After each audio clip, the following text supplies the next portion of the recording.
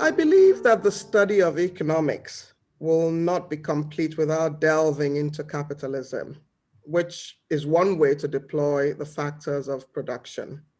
I also don't believe that capitalism can exist without economics. Um, you've asked that I define capitalism. The most common definitions are that capitalism is an economic system that is characterized by free markets, private ownership of property, or in economic terms, private control of the factors of production, competition, and of course, profit motive for producers.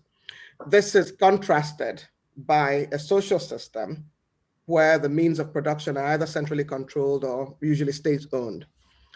However, every country, in my view, has a mix of capitalism and socialism. Indeed, capitalism is on one end of the economic system continuum or spectrum, and socialism is on the other end. Nations are at different points on the continuum and could move from one point to the other depending on the ideology of the political leadership and the circumstances of the day.